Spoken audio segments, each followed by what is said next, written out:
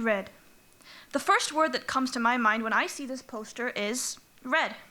It may seem a bit simplistic and rather obvious considering the entire background of the poster is red, but in this iconic red lies more than meets the eye. But before we get into all the technical details, let's talk about who made this poster, this wonderful design, for the 1961 film West Side Story. Some people may have a name in mind already. Saul Bass. Many people have accredited this poster to Bass in the past. In fact, if you look up Saul Bass on Google, one of the first few images you see is this very poster. But the American graphic designer is in fact not the person who designed this poster. This mistake is a rather easy conclusion to arrive on, since Bass did design the opening sequence for the movie. But the poster itself was designed by the far more overlooked Joe Caroff, who recently celebrated his 101st birthday.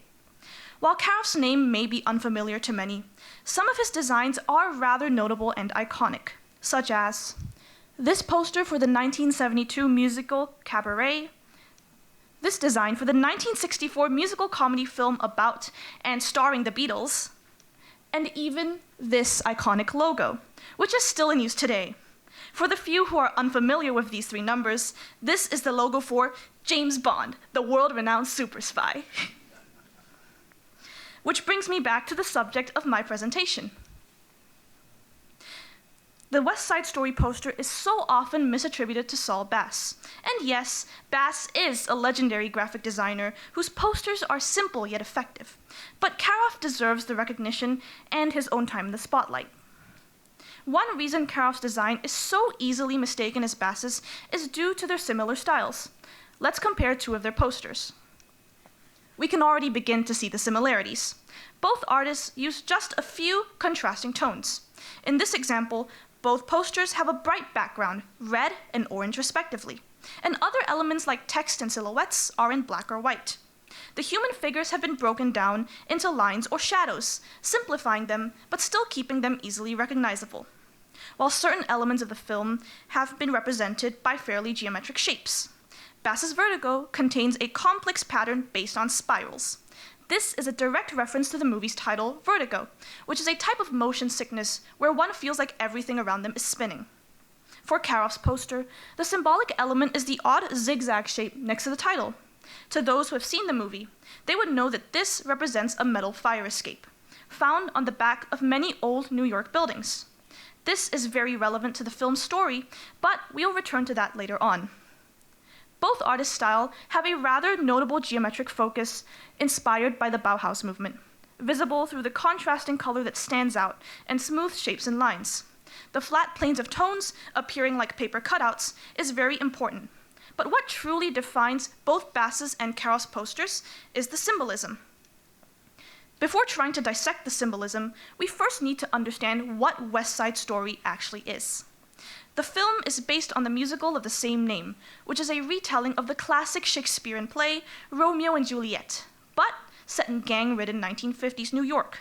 Rather than having two families at odds, we are introduced to the Jets, a gang of young white men, and the Sharks, who are all immigrants from Puerto Rico. The main characters are Tony, a former member of the Jets, and the leading lady Maria, a young Puerto Rican woman. The story generally follows the plot of Romeo and Juliet. The two meet, fall in love, and in trying to keep their passionate relationship a secret, lose their lives, with many other deaths along the way.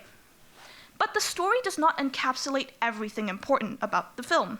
We must remember that this is a musical. So how exactly does the music tie into Caroff's design? Let's return to the idea of the fire escape. In the plot, it holds a lot of importance, because this is where Tony sings his famous song, Maria, and where the two meet under the cover of darkness and share a second kiss. But let's return to the poster itself.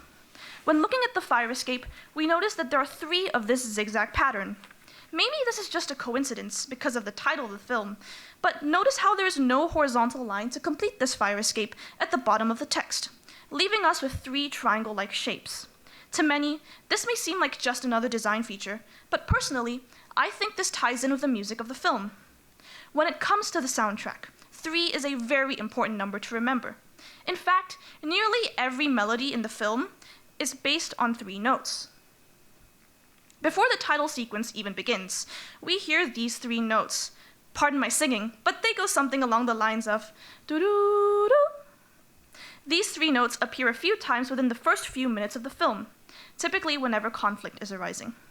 This is what is known in music as a leitmotif, a musical element symbolizing something with a deeper meaning. This first motif in particular is known as the discord or hate motif. But as someone who is passionate about music theory, I couldn't help but notice that the film of this is littered with leitmotifs. Each one of these 3-note leitmotifs has a different meaning. The one at the center being the melody to the song Maria, which is a familiar tune, even to those who haven't seen the movie. And this presentation is not about the soundtrack, but it is undeniable that these leitmotifs can be found everywhere in the film, in the background, in the words that are sung, and this brings us back to the idea of 3.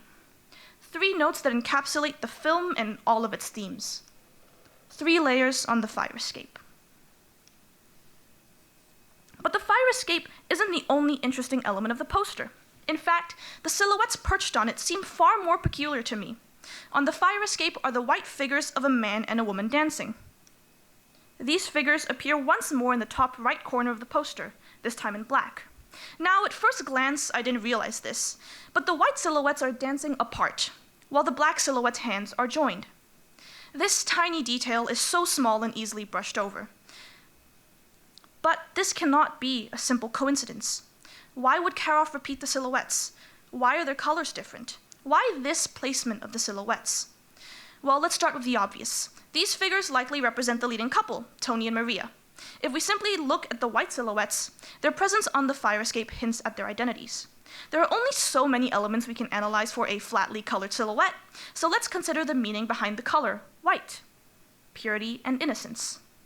With Tony and Maria's love defying any social norms formed by their friends and family, ignoring the prejudices of their society, it can be said that they are the only characters in the film who are pure of heart, free from the discriminatory ideals that perpetuate the conflict between the gangs. White can also be a symbol for their youth, their characters still being teens, unburdened by the struggles and hardship of working life.